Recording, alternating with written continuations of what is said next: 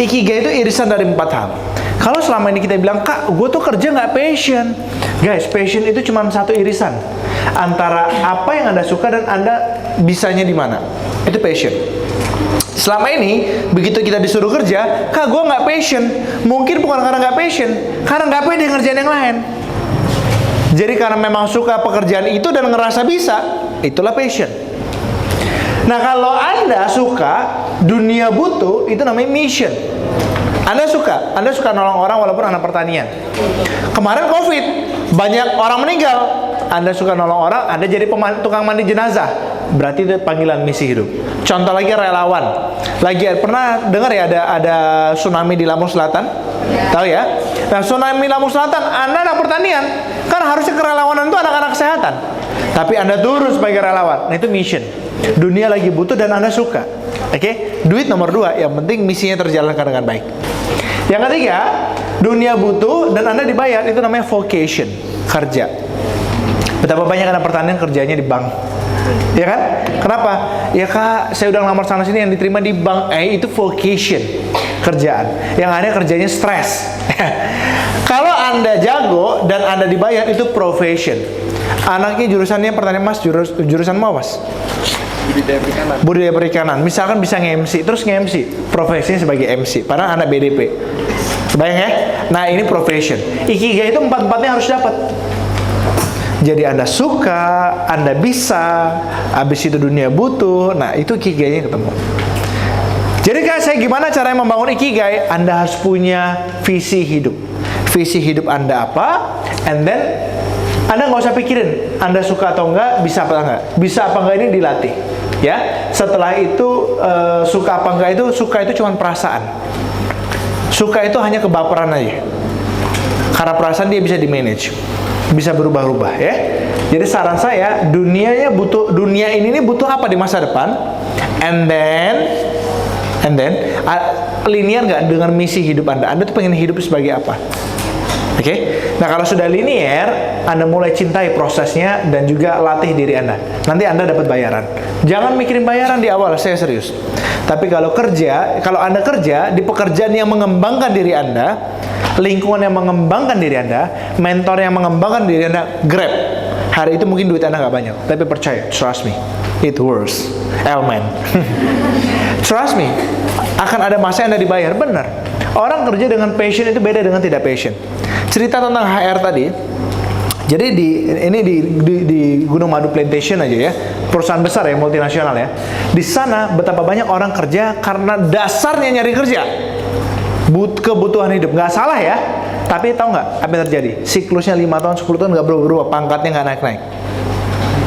Kenapa? Karena kerja sekedar kerja. Buya Hamka bilang apa? Kalau kerja sekedar kerja, kerbau di sawah pun kerja. Kalau hidup sekedar hidup, kera di hutan pun hidup. Ya kan? Jadi kalau kita hidup sekedar hidup, kerja sekedar kerja, kuliah sekedar kuliah, apa bedanya dengan kerbau dan kera? Kira-kira begitu. Maka manusia kerja harus punya makna, punya rasa, punya kreativitas. Itulah manusia. That's why yang pertama kali harus dipikirkan adalah vision statement. Anda hidup mau jadi apa, memberi dampak apa hidup Anda. Namamu siapa, Mbak? Sylvia. Kalau disebutkan Sylvia, misalkan Sylvia meninggalnya usia 60, menjadi seorang apa gitu.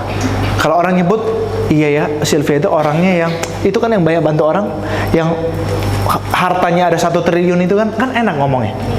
Ya kan? Karena sudah ada vision statement ya. Sylvia itu yang mana? Ya yang mana ya? Nah, kan nggak asik juga. Karena nggak dikenal oleh publik, tidak dikenal oleh masyarakat, tidak dikenal oleh penduduk dunia dan penduduk akhirat gitulah. Malaikat-malaikat, karena nggak punya vision statement. Lah kalau sekarang kita mau mati sebagai apa sih kira-kira? Sekarang saya tanya kelas. Gini. Sekarang ya, nggak usah ngomong nanti dewasa atau mati. Saya tanya, kalau ada tetangga atau teman-teman orang tua Anda nanya, anakmu itu kuliah di mana? Sibuk apa dia selama kuliah? Kira-kira orang tua kita jawabnya apa? Nggak tahu tuh kuliahnya jurusan apa. Itu aja udah membuat Anda tidak dikenal. Berarti Anda nggak pernah ngobrol apa yang Anda kerjakan di kampus. Dulu saya dapat materi ini waktu awal kuliah ya. Kalau ditanya, Uni, ibu saya orang Padang, bapak saya orang Cina ya.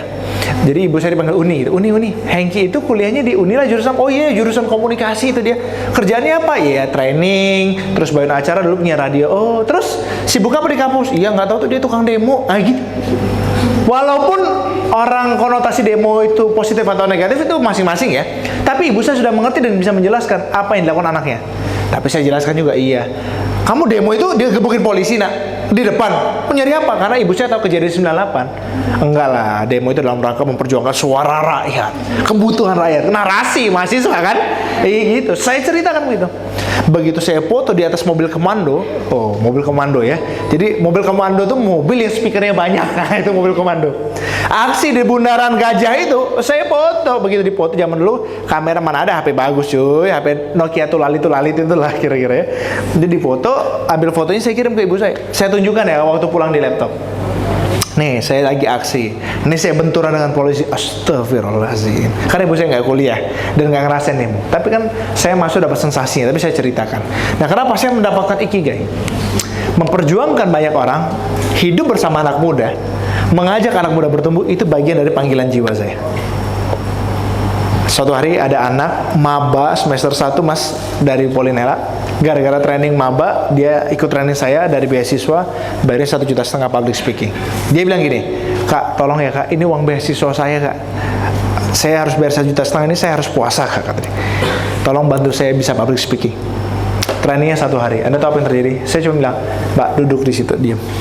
3 jam diam aja di situ. Nggak usah ngapa-ngapain, yang penting diam, buka mata telingamu. Oke Kak. Training di Wish Prime Hotel. Anda tahu apa yang terjadi?